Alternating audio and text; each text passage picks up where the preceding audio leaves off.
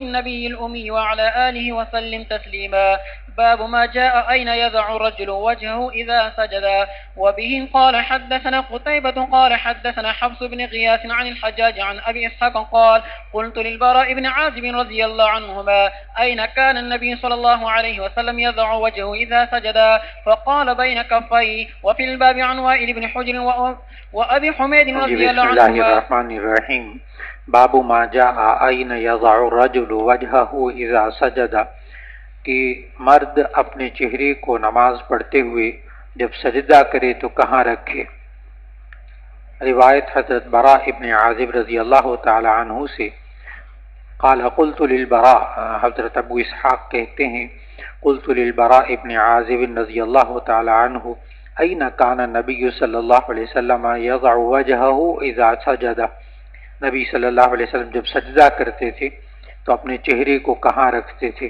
فقال بین کفیہ، تو حضرت براء ابن عازب رضی اللہ تعالیٰ عنہ نے جواب دیا دونوں ہاتھوں کے درمیان، اور دونوں ہاتھ بھی کس طرح کے ہوں اس پر پہلے بات ہو چکی الحمدللہ۔ جی پڑھیے۔ وفي الباب عن وائل بن حجر وأبي حميد رضي الله عنهما حديث البراء رضي الله عنه حديث حسن غريب، وهو الذي اختاره بعض أهل العلم أن يكون يداه قريبا من أذنيه. باب ما جاء في السجود على 7 أعضاء. وبه یہ باب اس بارے میں کہ سجدہ 7 اعضاء پر ہوتا ہے۔ جی۔ وبه قال حدثنا قتيبة قال حدثنا بكر بن مضر عن ابن الهادي عن محمد بن إبراهيم عن عامر بن سعد بن أبي وقاص عن العباس بن عبد المطلب رضي الله عنه أنه سمع رسول الله صلى الله عليه وسلم يقول إذا سجد العبد سجد معه 7 آراب وجهه وكفاه وركبته وقدماه. قال وفي الباب عن ابن عباس عن العباس بن عبد المطلب أنه سمع رسول الله صلى الله عليه وسلم يقول اذا سجد العبد، جب بندہ سجدہ کرتا ہے سجد معه 7 آراب، آراب عرب کی جمع اعضاء، آراب کا معنی اعضاء، جب انسان سجدہ کرتا ہے تو اس کے ساتھ 7 عضو سجدہ کرتے ہیں۔ 7 نمبر 1 وجہہ 1، وکفاہ دونوں ہاتھ 3، ورکبتاہ دونوں گھٹنے 5، وقدماہ اور دونوں پاؤں 7۔ جی۔ قال وفي الباب عن ابن عباس وأبي هريرة وجابر وأبي سعيد رضي الله عنهم.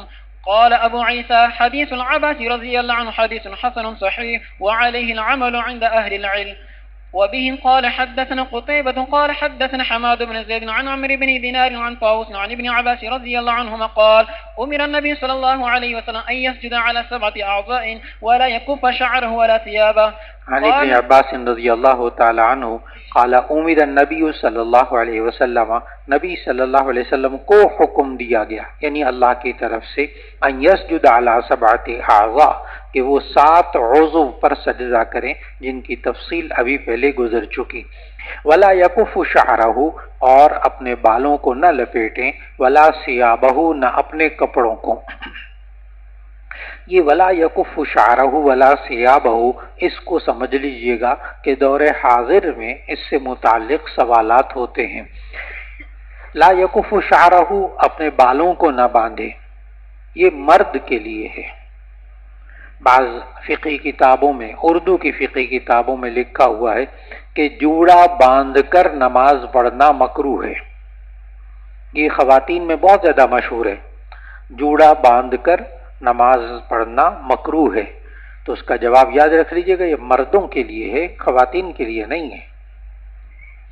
خواتین جوڑا باندھ کر نماز پڑھ سکتے، مرد نے لمبے بال رکھے ہیں تو پیچھے جوڑا باندھ کر نماز پڑھے وہ مکروہ ہے، مردوں کے لیے جائز ہے۔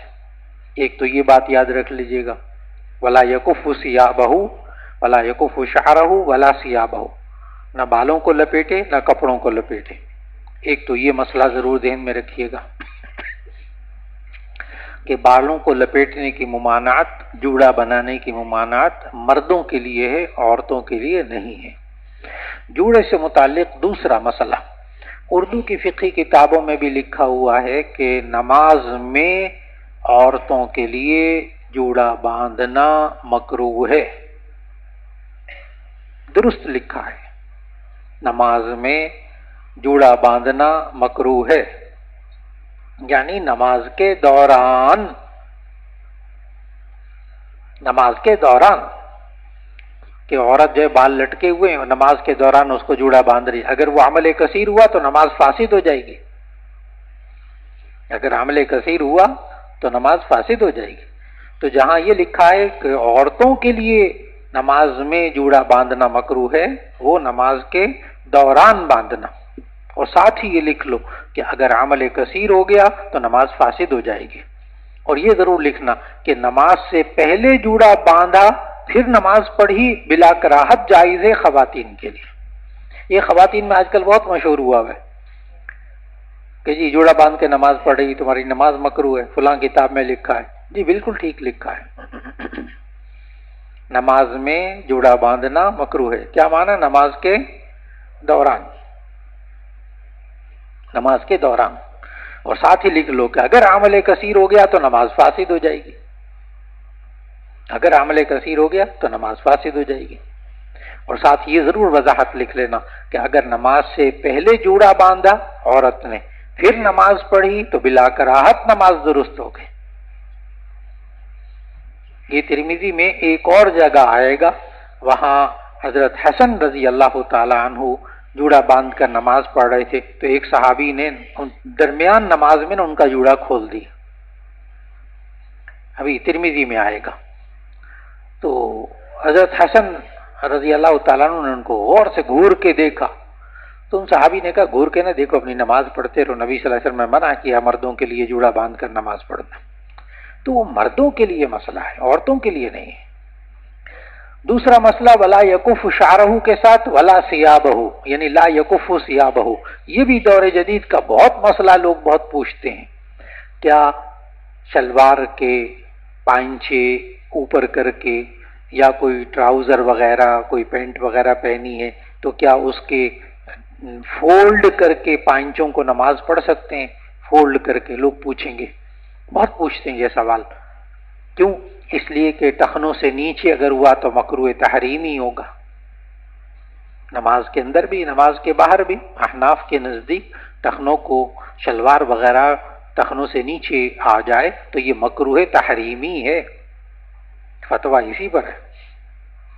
اب وہ نیچے سے بعض لوگ ہوتے ہیں نیفا اڑستے ہیں، نیفا سمجھتے ہیں، شلوار کا نیفا اڑس کے اوپر کر لیتے ہیں شلوار. بعض لوگ اس پر بھی کہتے ہیں کپڑوں کو نہیں فولڈ کرنا چاہیے. ولا یکف شعرہ ولا ثیابہ، ولا ثیابہ، نماز کے دوران کپڑوں کو لپیٹنا مکروہ ہے. نماز کے دوران، نماز سے پہلے کپڑوں کو لپیٹ لیا، اب نماز کے دوران دیکھیں وہ کیا کر رہا ہے، کپڑوں کو لپیٹ رہا ہے، مکروہ. اور اگر عمل کثیر ہو گیا، جو عمل کثیر کی تعریفات ہیں وہ اس پر صادق آ گئی، نماز فاسد ہو گئی. تو جہاں کہیں لکھا ہے کہ نماز میں کپڑے لپیٹنا یعنی اس کو فولڈ کرنا مکروہ ہے، اب لپیٹنا سمجھاتا ہوں سمجھ میں نہیں آتا، فولڈ کرنا کرتا ہوں تو ایک دم سمجھ میں آ جاتا ہے. بعض لوگ الفاظ اتنے عام ہو جاتے ہیں. تو کپڑوں کو موڑنا لپیٹنا نماز میں مکروہ ہے، بالکل ٹھیک. لیکن اگر آپ نے نماز سے پہلے لپیٹ لیا پھر نماز پڑھ لی تو مکروہ نہیں ہے. فرق لکھیں، لوگ بہت پوچھ رہے ہیں یہ والا. اچھا، اور پانچے کے اوپر کرتے ہیں وہ میں نے وجہ بتا دی، مکروہ تحریمی سے بچنے کے لیے. پاجامہ وغیرہ شلوار وغیرہ، پاجامے شلوار کے تو نیچے سے نہیں اوپر کرتے، وہ تو نیفے سے کرتے ہیں. لیکن اگر انہوں نے ٹراؤزر وغیرہ یا اس طرح کی چیزیں پہنی ہوتی ہیں تو اس کو وہ نیچے سے فولڈ کرتے تھے، جائز اگر نماز سے پہلے. تو یہ بھی لکھ لیجیے، یہ بھی کتابوں میں لکھا ہوا ہے، نماز میں کپڑے کو لپیٹنا مکروہ ہے. نماز میں کپڑے کو لپیٹنا مکروہ، یعنی کیا معنی ہے؟ نماز کے دوران. اور ساتھ ہی لکھ لینا کہ اگر عمل کثیر ہو گیا تو نماز فاسد ہو جائے گی. وہ عمل کثیر کی پھر تعریفات ذہن میں رکھنا جو آپ پڑھ کر آئے. عمل کثیر، کوئی عمل، ایک تعریف عمل کثیر کی یہ ہے کوئی عمل کرنا اتنی دیر کہ ایک فرض رکن ادا ہو سکے، یہ عمل کثیر کی ایک تعریف ہے. کیونکہ آگے موقع نہیں آ رہا تو میں ابھی اسی جگہ بتا دوں عمل کثیر کی تعریف. تو عمل کثیر کی ایک تعریف کیا، نماز کے خلاف کوئی عمل کرنا اتنی دیر کہ جس میں ایک رکن ادا کر سکتے ہوں۔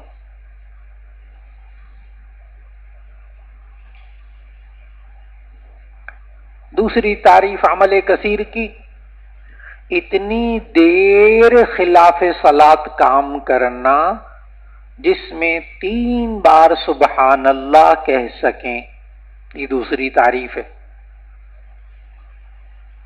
اتنی دیر خلاف صلاۃ فعل کرنا جس میں 3 بار سبحان اللہ کہہ سکیں، یہ بھی عمل کثیر ہے۔ نماز فاسد ہو جائے گی مولانا، مکروہ کا لفظ نہیں ہے یہاں۔ اچھا، تیسری تعریف بھی لکھی ہے۔ تیسری تعریف عمل کثیر کی فقہا یہ لکھتے ہیں کہ نماز کے خلاف ایسا کام کر رہا ہو، نماز کے علاوہ ایسا کام کر رہا ہو کہ دیکھنے والا سمجھے کہ یہ نماز میں نہیں ہے، دیکھنے والا سمجھے کہ یہ نماز نہیں پڑھا۔ اب اسے نا اس 3 تعریفیں، تینوں درست، تینوں قابل قبول فقہا کے نزدیک۔ چوتھی تعریف عمل کثیر کی، ایسا عمل کرنا جس میں دونوں ہاتھ مصروف ہو جائیں، یہ بھی فقہا نے ایک تعریف کی، ایسا عمل کرنا جس میں دونوں ہاتھ مصروف ہو جائیں۔ اب دیکھو، آپ اس سے بہت فائدہ اٹھا سکتے ہو، اچھا بہت فائدہ اٹھا سکتے ہو۔ نماز کے اندر موبائل کی گھنٹی بجنی شروع ہو گئی، آپ جیب میں ہاتھ ڈالو، موبائل ایک ہاتھ، موبائل نکالو، اس کو بند کرو، جیب میں رکھ لو، نماز نہیں فاسد ہوئی۔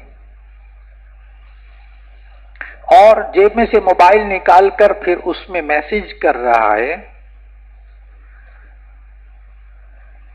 میں بھی نماز پڑھ رہا ہوں، دونوں ہاتھ مصروف ہو گئے، عمل کثیر ہو گیا، 3 بار سبحان اللہ ہو گیا، ایک رکن ادا کرنے کے برابر وقت لگ گیا، دیکھنے والا سمجھ رہا ہے نماز نہیں ہوئی، ساری تعریفیں بیچ میں آ گئیں، اس کی پکی نماز فاسد ہو گئی۔ ایک دفعہ بٹن بند کر لیا، ٹھیک ہے، نماز میں جیب میں رکھ لیا، بٹن بند کر دیا، اور اسی طرح ٹوپی گر گئی، ٹوپی گر گئی، سجدے میں گیا، اب کچھ نہیں کیا، اگلی دفعہ جب سجدے میں گیا تو ایک دم ایک ہاتھ بڑھا کر ٹوپی رکھ لی، ہو گئی نماز، ٹھیک۔ اور اگر دونوں ہاتھ امامہ باندھا تھا، وہ تھوڑا سا کھل گیا، اب دونوں ہاتھ سے امامہ باندھا جا رہا ہے، سیٹ کر رہا ہے امامہ، تو اسی صورت کے اندر نماز فاسد ہو جائے گی، دیکھنے والا سمجھے گا نماز ہی نہیں پڑھ رہا۔ اب بات مکمل ہو گئی۔ اسی طرح کپڑے لپیٹنے کا کام نماز میں شروع ہے، کپڑے لپیٹ رہا۔ اب مثال کے طور پر بہت ساری باتیں، وضو کر کے آ رہے ہیں، آپ نے بازو چڑھائے ہوئے اوپر ہوئے ہوئے، آ کے اللہ اکبر، پھر خیال آیا بازو اوپر ہیں، رکوع میں جاتے ہوئے چلو نیچے کر لیں، ایک ہاتھ، بہت گنجائش موجود۔ یعنی آپ کو عمل کثیر کی اگر تعریف آپ کے ذہن میں ہونا تو بہت سی سہولتیں موجود ہیں، بہت سی آسانیاں موجود ہیں۔ جی پڑھیے جی۔ تو ولا یکف شعرہ ولا ثیابہ، ان دونوں کو سمجھ، جی پڑھیے جی۔ باب ما جاء في تجافي السجود. وبه قال حدثنا أبو قريب قال حدثنا أبو خالد الأحمر عن داود بن قيس عن عبيد الله بن عبد الله بن أقرم الخزاعي عن أبيه رضي الله عنه قال كنت مع أبي بالقاع من نمرة فمرت رقبة فإذا رسول الله صلى الله عليه وسلم قائم يصلي قال فكنت أنظر إلى عفرتي إبطيه إذا سجد وأرى بياضه. قال وفي الباب عن ابن عباس وابن بحيرة روایت قال كنت مع أبي بالقاع من نمرة، کہتے ہیں کہ میں ایک نمرہ مقام کے سطحی زمین پر تھا اپنے والد کے ساتھ، قاع کا معنی برابر زمین، ہموار زمین، فمرت رکبۃ، تو سواری گزری، فإذا رسول اللہ صلی اللہ علیہ وسلم قائم یصلی، نبی صلی اللہ علیہ وسلم کھڑے ہو کر نماز پڑھا رہے تھے. قال فكنت انظر الى عفرتي ابطيه. عفرہ سفیدی، عفرہ سفیدی، ابطيه دونوں بغلیں، ابطيه دونوں بغلیں. فكنت انظر الى عفرتي ابطيه، تو میں دیکھ رہا تھا نبی صلی اللہ علیہ وسلم کی بغلوں کی سفیدی کو. اذا سجد، جب انہوں نے سجدہ کیا، وارى بياضه، اور میں ان کی سفیدی کو دیکھ رہا تھا. معلوم ہوا اتنا نبی صلی اللہ علیہ وسلم نے سجدہ کرتے ہوئے اپنے ہاتھوں کو جدا رکھا ہوا تھا کہ جس سے بغلوں کی سفیدی نظر آ رہی تھی. بعض حضرات کی عادت ہوتی ہے مولانا، وہ یوں کر کے نہ چوڑا کر کے ہاتھ کو رکھتے ہیں، یوں کر کے. ٹھیک ہے، آپ الگ نماز پڑھ رہے ہیں، اس کو خوب آپ نے چوڑا کر لیا، گنجائش موجود ہے، لیکن جماعت میں ایسا نہ کرنا، جماعت میں ایسا نہ کرنا. اچھا، اس لیے کہ اگر آپ نے یوں کر کے کونی رکھ لی نا حسب عادت جماعت میں، تو جو دوسرا آئے گا نا اس کی کونی منہ پہ لگے گی جا کر. وہ جب سجدے کے لیے آئے گا نا سیدھا آپ کی کونی پہ سجدہ کرے گا، تو نقصان ہوتا ہے، اچھا خاصا نقصان ہو جاتا ہے. اس لیے جماعت کے اندر بس تھوڑا سا اتنا جدا رکھیں کہ جس سے کونی جدا ہو جائے، اور جو بہت جدا کر کے رکھتے ہیں وہ جماعت کے اندر نہیں، نماز کے اندر نہیں کرنا. جی پڑھیے. قال وفي الباب عن ابن عباس وابن بحيرة وجابر وأحمر بن جزء وميمونة وأبي حميد وأبي أسيد وأبي مسعود وسهل بن سعد ومحمد بن مسلمة والبراء بن عازب وعدي بن عميرة وعائشة رضي الله عنهم. قال أبو عيسى حديث عبد الله بن أقرم رضي الله عنه حديث حسن لا نعرفه إلا من حديث داود بن قيس، ولا يعرف لعبد الله بن أقرم رضي الله عن النبي صلى الله عليه وسلم غير هذا الحديث، والعمل عليه عند أهل العلم. وأحمر بن جزء هذا رجل من أصحاب النبي صلى الله عليه وسلم له حديث واحد. وعبد الله بن أرقم الزهري كاتب أبي بكر الصديق رضي الله عنه، وعبد الله بن أقرم الخزاعي رضي الله عنه إنما يعرف له هذا الحديث عن النبي صلى الله عليه وسلم.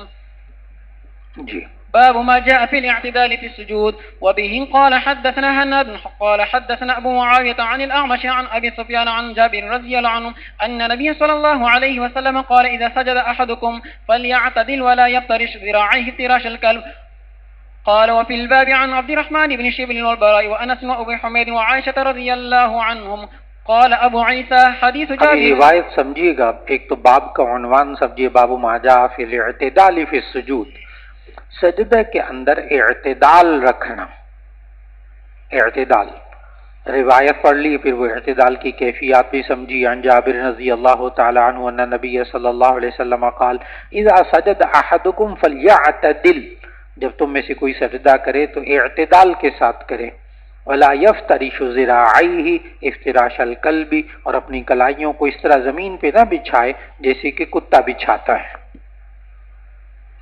اب یہ درس دینے والی جو خواتین ہوتی ہیں یہ عام طور پر یہ والی حدیث پیش کرتی ہیں اور عورتوں کو کہتی ہیں کہ تم بھی مردوں کی طرح نماز پڑھا کر. لیکن احناف یہ کہتے ہیں کیونکہ وہ فقہا سے بیزار ہوتی ہیں، وجہ میں نے آپ کو پہلے بھی بتا دی، جزوی منکرین حدیث ہوتی ہیں اور فقہا سے بیزار ہوتی ہیں، فقہ سے بھی بیزار ہوتی ہیں. نتیجتاً وہ یہ نہیں سمجھتی اس حدیث کا مطلب کیا ہے.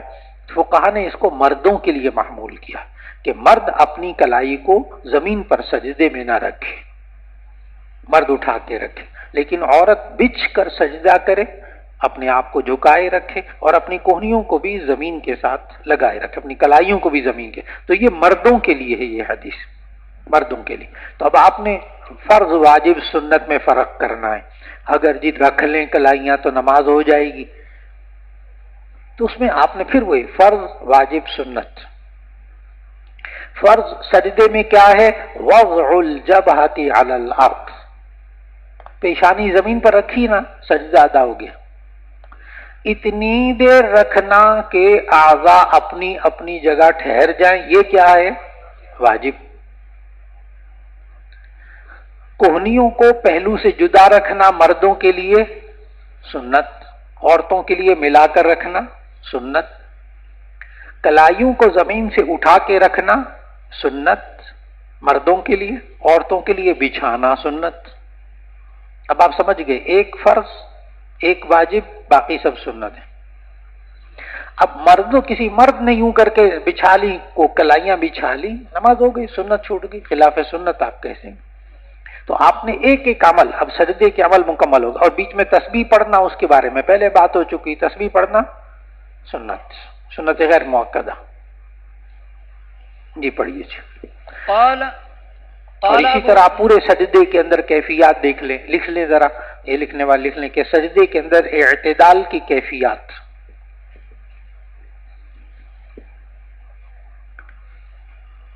سجدے میں پیشانی زمین پر رکھنا فرض،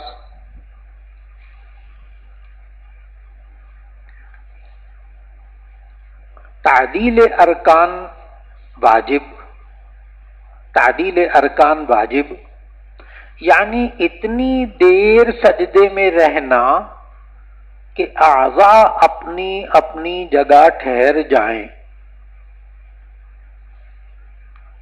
اتنی دیر سجدے میں رہنا کہ اعضاء اپنی اپنی جگہ ٹھہر جائیں۔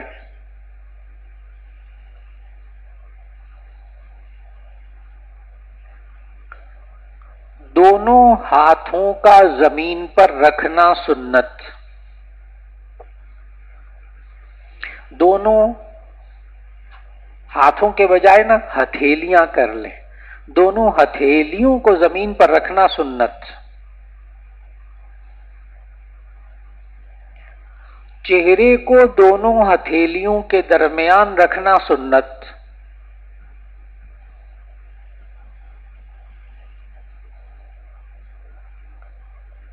کلائیوں کو زمین سے بلند رکھنا مرد کے لیے سنت،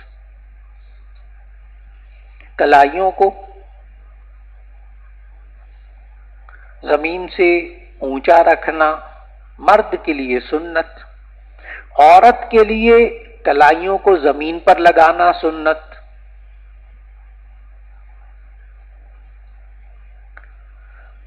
اپنے پیٹ کو سجدے میں، سب سجدے کی باتیں ہو رہی ہیں، اپنے پیٹ کو رانوں سے جدا رکھنا مردوں کے لیے سنت، اپنے پیٹ کو رانوں سے جدا رکھنا مردوں کے لیے سنت، عورتوں کے لیے ساتھ لگانا سنت، عورت کے لیے ساتھ لگانا سنت۔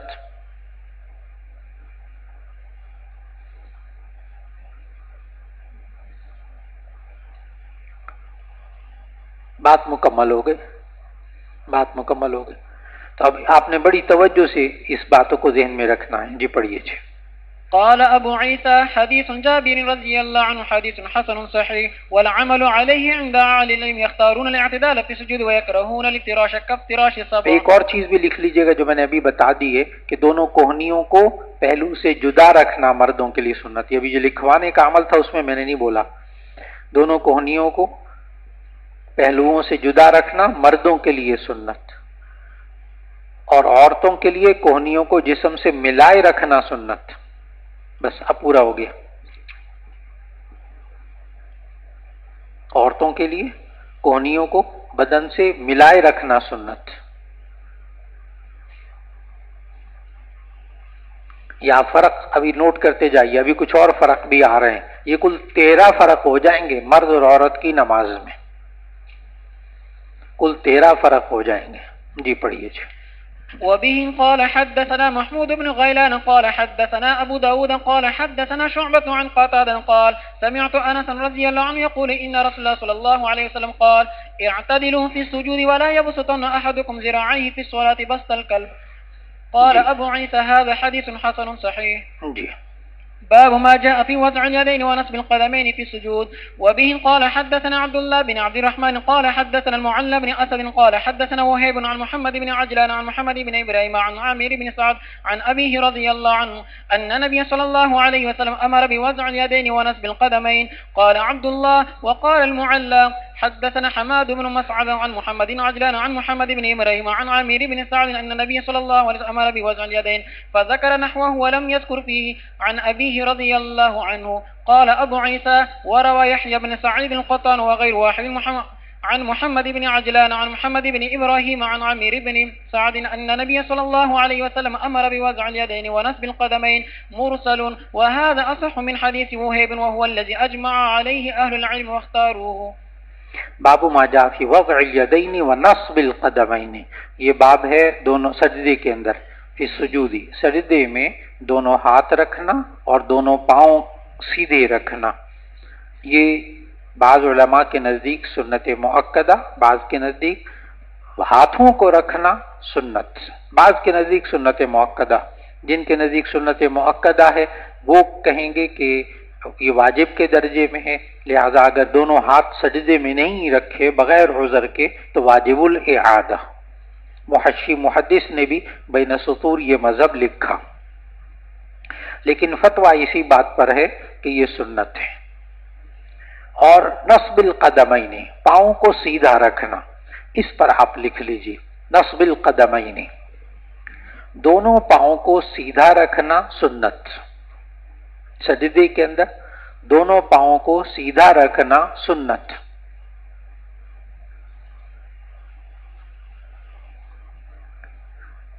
لیکن پوری نماز میں استقرار علی الارض یہ شرط ہے، لیکن پوری نماز میں استقرار علی الارض شرط ہے.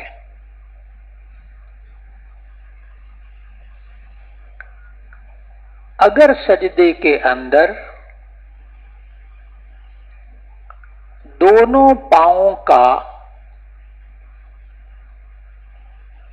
کوئی حصہ بھی زمین کے ساتھ نہ لگا رہا، اگر سجدے کے اندر دونوں پاؤں کا کچھ حصہ بھی زمین کے ساتھ نہ لگا رہا، یہاں تک کہ 3 بار سبحان اللہ کہہ لے، یہاں تک کہ 3 بار سبحان اللہ کہہ لے تو نماز فاسد ہو جائے گی. استقرار علی الارض شرط، دونوں پاؤں کا کچھ حصہ بھی نہیں رہا.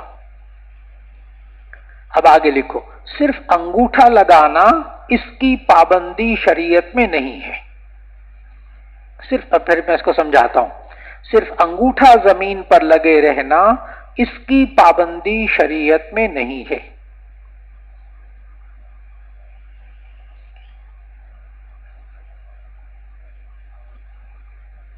اب توجہ سے اس بات کو سمجھیے. استقرار علی الارض، زمین پر استقرار ہونا نمازی کا یہ شرط ہے. اسی وجہ سے کشتی میں، بحری جہاز میں کھڑے ہو کر نماز پڑھ رہا ہے جائز، لیکن ہوائی جہاز کے اندر یہی شرط ناپید ہے. ہوائی جہاز جب دوران پرواز استقرار علی الارض کی، بعض علماء نے اس پر یہی فتویٰ دیا کہ جی اگر ہوائی جہاز میں نماز پڑھ لے تو ایسی صورت کے اندر نماز لوٹانے کی ضرورت نہیں ہے. لیکن عام طور پر عام ہوائی جہازوں میں بیٹھ کر نماز پڑھے، حالانکہ کھڑا بھی ہو سکتا ہے، لیکن کھڑے ہونے کی جگہ نہیں ہے، وہ کھڑا ہونے نہیں دیتے سب کو، اس لیے کہ اگر سارے لوگ یا آدھے لوگ، چوتھائی لوگ بھی جہاز کے ایک رخ پہ چلے جائیں تو جہاز ڈول جائے گا، زمین پر گر جائے گا، وزن بیلنس ختم ہو جائے گا اس کا.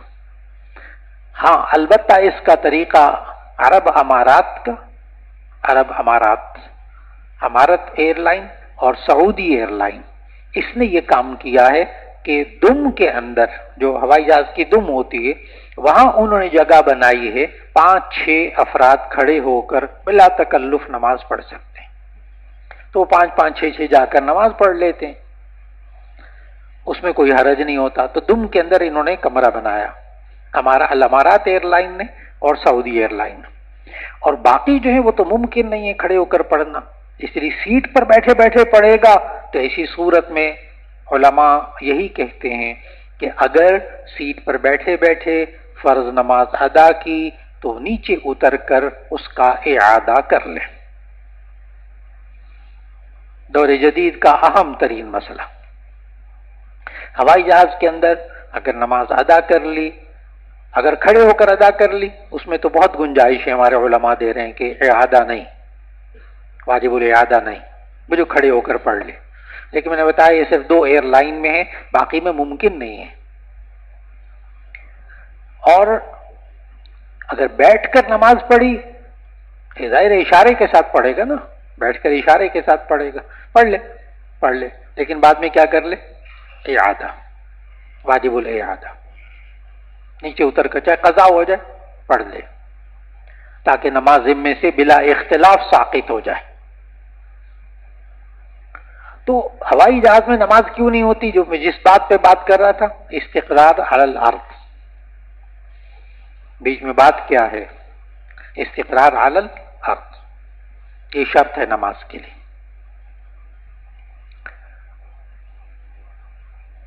اب رہا یہ کہ نماز ہوائی جہاز کے اندر وضو ہے، تیمم کے لیے مٹی نہیں ہوتی، اس پر بھی میں نے تفصیل سے جب فاقد الطہورین کا مسئلہ آیا تھا اس پر تفصیل سے اس وقت اس پر بات کر لی تھی. دوسری بات میں نے یہ لکھوائی کہ انگوٹھا زمین پر لگے رہنا ضروری نہیں ہے. یہ آج کل مسئلہ بہت لوگوں میں چلا ہوا ہے کہ جی کم از کم انگوٹھا ضرور لگا رہے. آپ لوگ خود دیکھو اپنے اپنے پاؤں کو.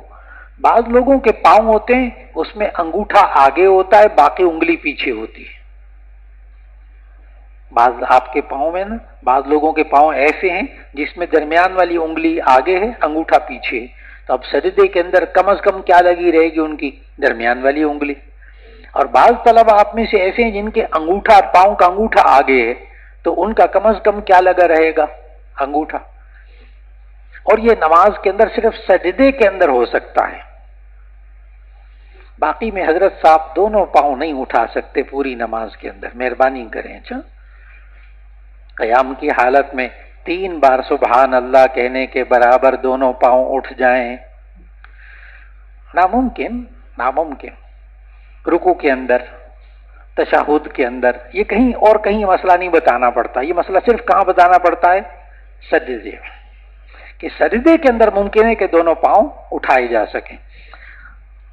بعض لوگ ہوتے ہیں ایک پاؤں میں خارش ہو رہی تو ایک پاؤں سے دوسرے پاؤں کو خارش کرتے رہتے ہیں، ٹھیک ہے، تب بھی ایک پاؤں زمین پر رہتا ہے. اور اگر 3 بار سبحان اللہ کہنے کے برابر پاؤں اٹھا رہا اور پاؤں کا کوئی حصہ زمین پر نہ رہا تو استقرار علی الارض کی شرط مفقود ہو جائے گی، نماز فاسد ہو جائے گی. میرا خیال ہے بات بہت واضح ہو گئی. اور یہ جو لوگوں کے نزدیک ہے نا صرف انگوٹھا لگنا، یہ شرعی پابندی نہیں ہے. ممکن ہے درمیان کی انگلی لگی رہے تبھی نماز ہو جائے گی. پڑھیے. باب ما جاء في إقامة الصلب وإذا رفع رأسه من السجود والركوع. وبه قال حدثنا أحمد بن محمد بن موسى قال حدثنا ابن المبارك قال حدثنا شعبة عن الحكم عن عبد الرحمن بن أبي ليلى عن البراء بن عازب رضي الله عنه قال كانت صلاة رسول الله صلى الله عليه وسلم إذا ركع وإذا رفع رأسه من الركوع وإذا سجد وإذا رفع رأسه من السجود قريبا من السواء.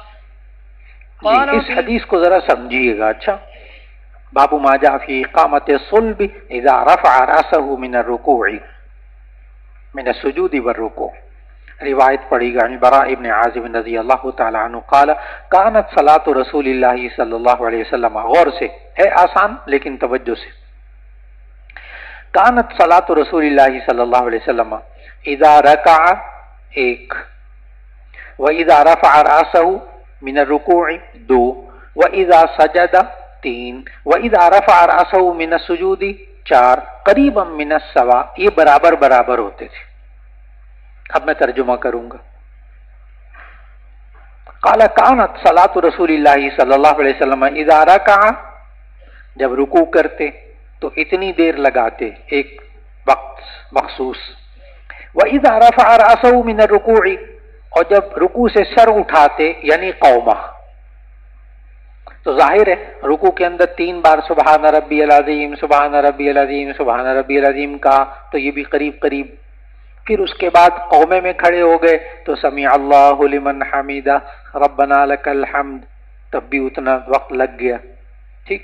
تیسرا پڑھیں وَإِذَا سَجَدَ، جب سجدہ کرتے تو تب بھی 3 بار سبحان ربی العلی سبحان ربی العلی سبحان ربی العلی، تو اتنی دیر لگ گئی نا.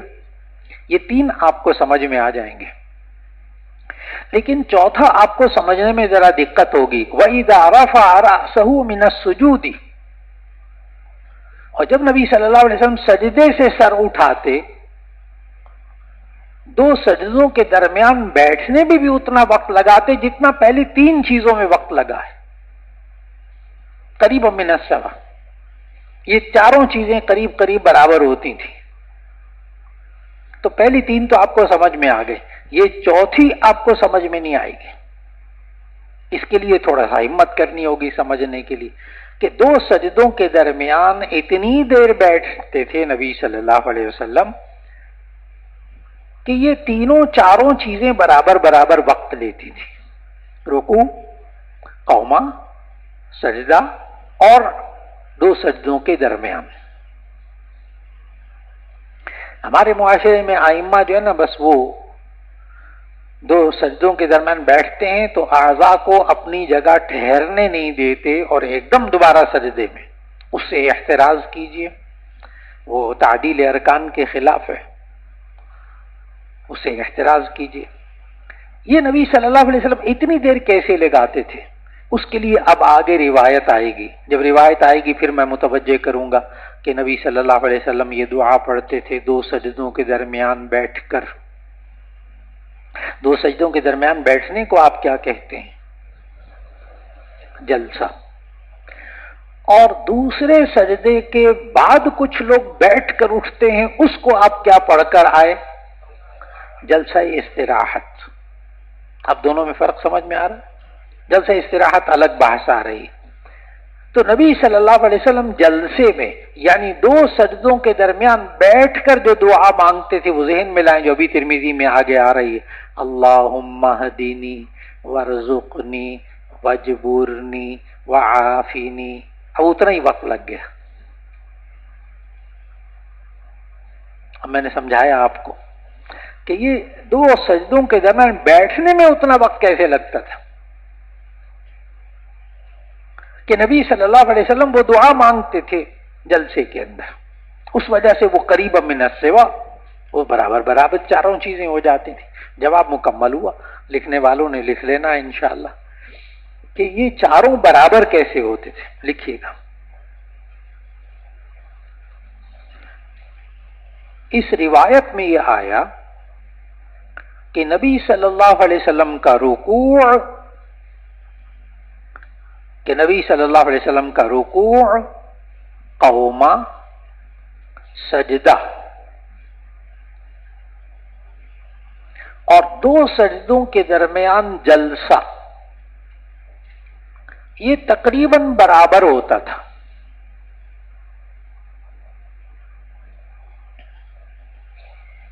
نبی صلی اللہ علیہ وسلم کا رکوع، قوما، سجدہ اور دو سجدوں کے درمیان جلسہ.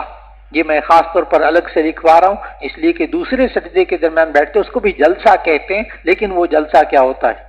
استراحت. وہ الگ باب آ رہا ہے، ابھی اس کو نہیں.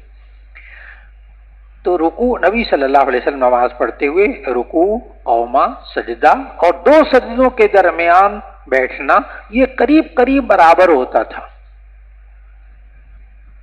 اب آگے لکھے. اب یہ بات سمجھنے کے قابل ہے کہ رکوع میں 3 بار تسبیح، رکوع میں 3 بار تسبیح، قومے میں تسمیع اور تحمید، پھر سجدے میں 3 بار تسبیح.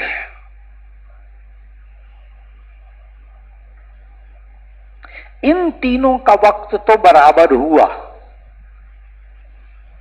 ان تینوں کا وقت تو برابر ہوا، لیکن دو سجدوں کے درمیان بیٹھنا کیسے برابر ہوگا؟ لیکن دو سجدوں کے درمیان بیٹھنا پہلی 3 چیزوں کے برابر کیسے ہوگا؟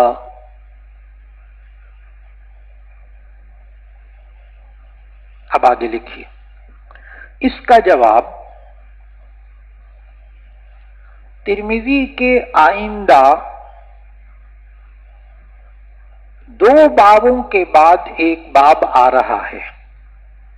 ترمذی میں آئندہ 2 بابوں کے بعد ایک باب آ رہا ہے. روایت کو ذرا دیکھ لیں مولانا. باب ما یقول بین السجدتین، اس میں جو روایت ہے نا وہ دیکھ کر لکھنی ہے، دعا بھی دیکھ کر لکھنی ہے. باب ما یقول بین السجدتین، 2 باب آگے. عن ابن عباس رضی اللہ تعالی عنہ ان نبی صلی اللہ علیہ وسلم کان یقول بین السجدتین اللہم اغفر لی وارحمنی واجبرنی واہدنی وارزقنی. دیکھ کر لکھیے. یعنی نبی صلی اللہ علیہ وسلم 2 سجدوں کے درمیان جلسے میں یہ دعا پڑھتے تھے. یعنی نبی صلی اللہ علیہ وسلم جلسے میں 2 سجدوں کے درمیان جلسے میں یہ دعا پڑھتے تھے. دعا پوری لکھ لیں. اللہم اغفر لی وارحمنی واجبرنی واہدنی وارزقنی.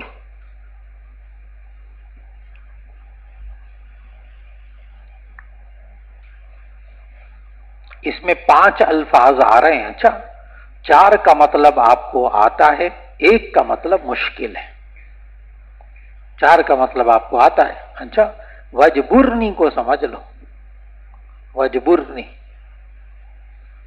جبیرہ، جبیرہ پڑھ کر آئے. مسح علی الجبیرہ، جبیرہ کہتے ہیں اس لکڑی کو کہ ہڈی ٹوٹ جائے تو اس کو سہارا دینے کے لیے، جوڑنے کے لیے ایک لکڑی ساتھ رکھ کر اوپر پٹی باندھ دیتے.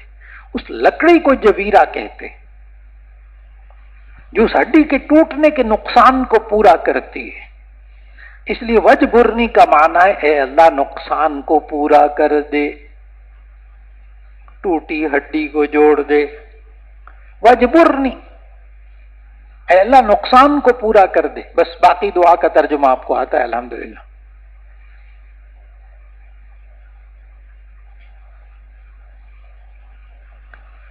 لہذا اب 4 چیزوں میں قریب برابر وقت لگا. جواب مکمل ہو گیا. لہذا اب 4 چیزوں میں، 4 اعمال میں قریب برابر وقت لگا.